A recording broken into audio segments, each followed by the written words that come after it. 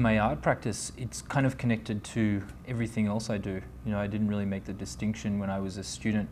I kind of, I think I started to connect the dots, like what I did on the weekend was as important as what I was doing in a studio.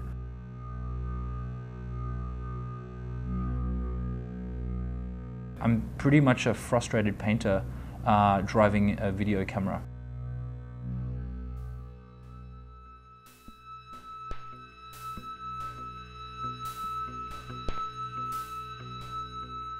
This new exhibition, Stereo Sequences, is the first in ACMI's new series of commissions, Horizons. Shaun has really focused on the immersive experience of the viewer in a way that is new to his work, which I think the ACMI space and the capacity for us to work with multi-screens and with new technologies has really enabled him to ramp that part of his practice up. The commission was really generous in terms of the scale of the pieces. The idea of having like a lot of works in conversation together was probably the most exciting sort of thing for me, and also for maybe individual works to have so many different parts.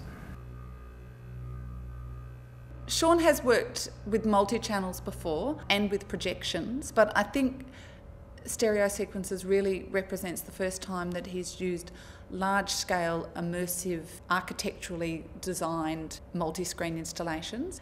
Shaun has been interested in sort of positioning the viewer in between screens for quite a while.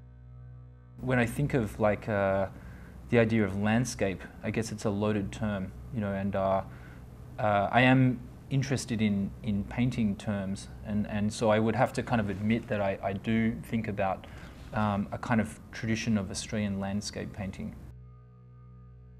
The presentation appears quite simple, you know, there's very limited editing, very sort of fine or simple treatments to the work, either sort of in camera when we're shooting and then in terms of post-production. But of course in this show you start to multiply that by the number of works, and a lot of dual channel synchronised works, and you know, that starts to sort of build out into quite a complex thing. It's really interesting the way that Shaun has played with time and movement and created in some ways an incredibly meditative space, but also a terribly muscular space. There's a lot of machines, there's a lot of movement, and there's a play between sort of speed and stillness, which I think creates a tension which is terribly exciting for viewers in a way, to find their own place in all that commotion, but also a space for meditation.